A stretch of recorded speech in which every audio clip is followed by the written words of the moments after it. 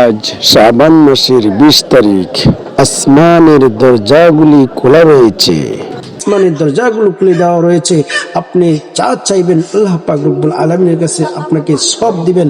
আপনার যত বিপদ আপদ, আপনার যত হাজত, আপনার যত কিছু প্রয়োজন, জীবনে যত গুনাহ করেছেন সব গুনার জন্য যদি আল্লাহ তাআলার কাছে চান, আল্লাহ পাক রব্বুল আলামিন আপনার জীবনের যৌবনের অতীতের ভবিষ্যতে সব গুনাহ ক্ষমা করে দিবেন।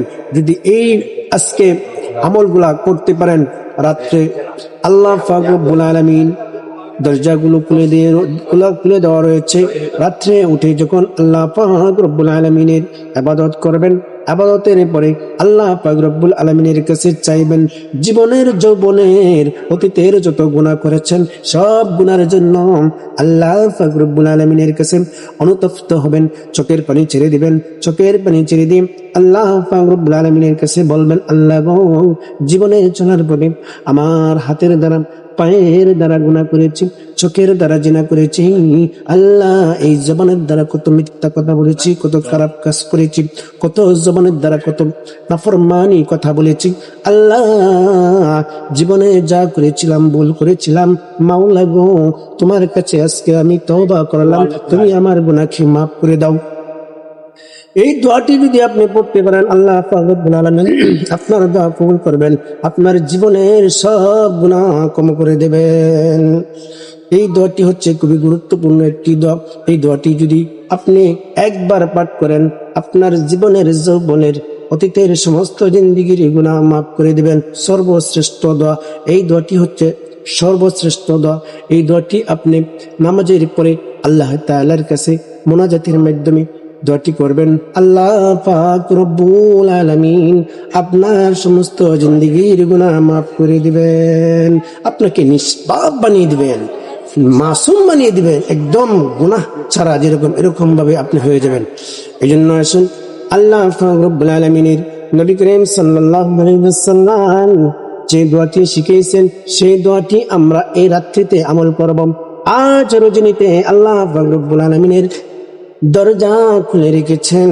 আপনার জীবনের যত চাওয়া ছিল আজকে চাবেন, আল্লাহ পাক রব্বুল আলামিন আপনাকে দান করবেন।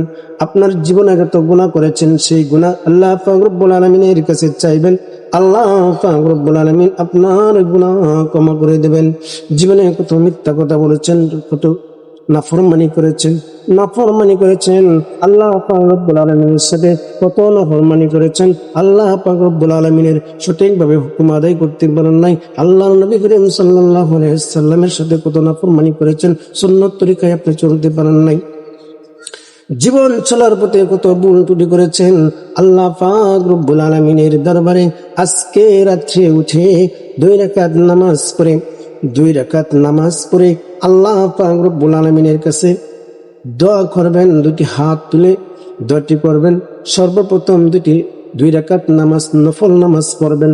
নফল নামাজ পড়ে আল্লাহ পাক রব্বুল আলামিনের কাছে ইস্তিগফার পাঠ করবেন, তওবা করবেন। তওবা করে বলবেন, আল্লাহ আস্তাগফিরুল্লাহ ইন্নাল্লাহা গফুরুর রহিম। ছোট্ট ইস্তিগফারটি পড়তে পারেন, অথবা আস্তাগফিরুল্লাহ আল্লাযী লা ইলাহা ইল্লা হুয়াল হাইয়ুল কাইয়্যুম ওয়া আতুবু ইলাইহি। আস্তাগফিরুল্লাহ রব্বি মিন কুল্লি যামবি ওয়া আতুবু ইলাইহি লা হাওলা ওয়া লা কুওয়াতা ইল্লা বিল্লাহিল আলিয়্যিল আযীম। এরপরে আপনি যে কোনো একটি দুরূদ শরীফ পাঠ করতে পারেন। আপনি যদি বড় দুরূদ শরীফ পড়তে সমস্যা হয়, আপনি অন্তত সাল্লাল্লাহু আলাইহি ওয়াসাল্লাম পাঠ করবেন। সাল্লাল্লাহু আলাইহি ওয়াসাল্লাম, সাল্লাল্লাহু আলাইহি ওয়াসাল্লাম। সবচেয়ে উত্তম হয় দুরূদ ইব্রাহিম। নামাজের মধ্যে আমরা যে দুরূদ শরীফ পাঠ করি ওই দুরূদ শরীফ পড়তে পারলে সবচেয়ে উত্তম হয়ে যায়। চলুন সেই দুরূদ শরীফটি আজকে আমরা শিখে নেই, পড়ে নেই।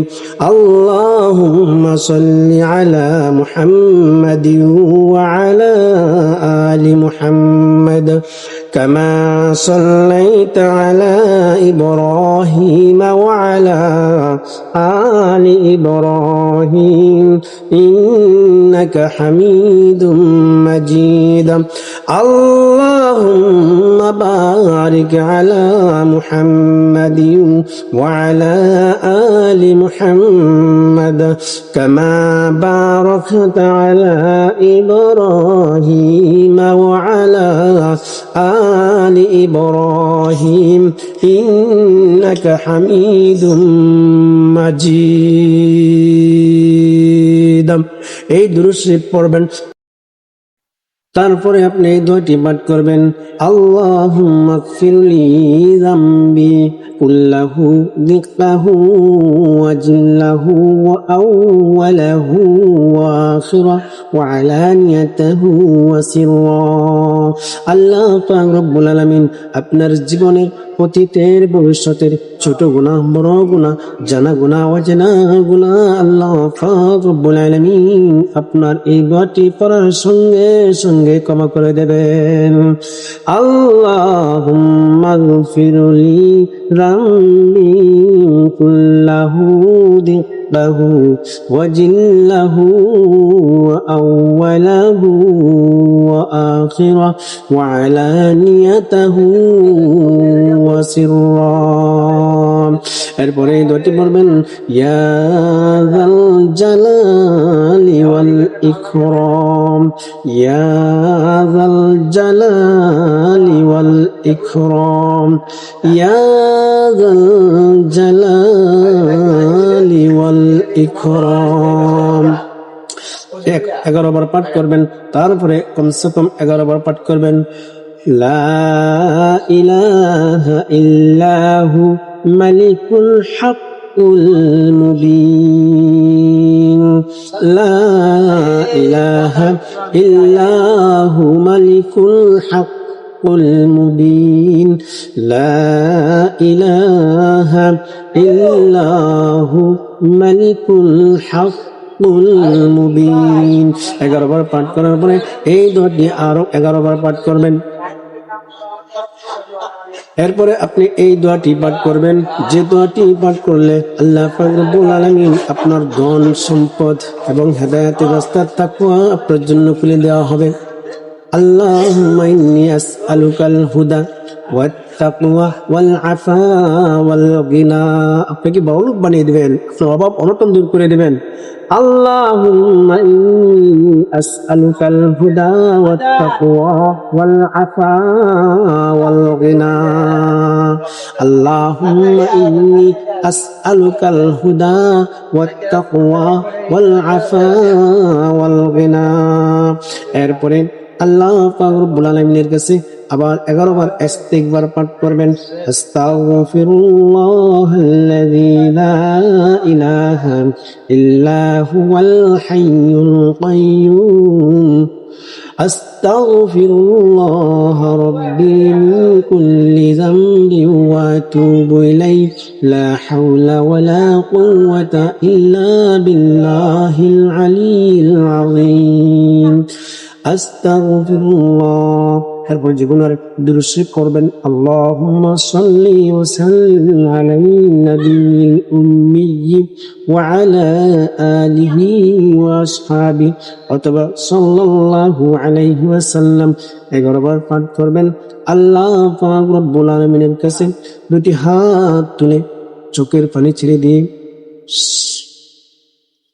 পিছনের দিকে তাকাবেন জীবনের যত গুনাহ করেছেন গুনার দিকে তাকিয়ে আল্লাহ পাক রব্বুল আলামিনের কাছে বলবেন আল্লাহ আমি জীবনে যত গুনাহ করেছি সেই গুনাহ থেকে তোমার কাছে তওবা করলাম আল্লাহ তুমি আমার জীবনের গুনাহ মাফ করে দাও ইয়া যাল জালালি ওয়াল ইকরাম ইয়া আরহামুর রাহিমিন আল্লাহ তাআলার সিফাতি নাম ধরে ধরে ডাকবেন আল্লাহ পাক রব্বুল আলামিন আপনারা ডাকিয়ে ছাড়া দেবেন আপনার জীবনের সব গুনাহ ক্ষমা করে দেবেন আপনার দুনিয়ার যত হাজত দুনিয়ার যত বিপদ আপদ সব কিছু আল্লাহ পাক রব্বুল আলামিন গায়েবী থেকে সমাধান করে দেবেন এই জন্য আসুন আল্লাহ তাআলার কাছে নিরলায় বসে 2 রাকাত নামাজ পড়ে আল্লাহ তাআলার কাছে চাই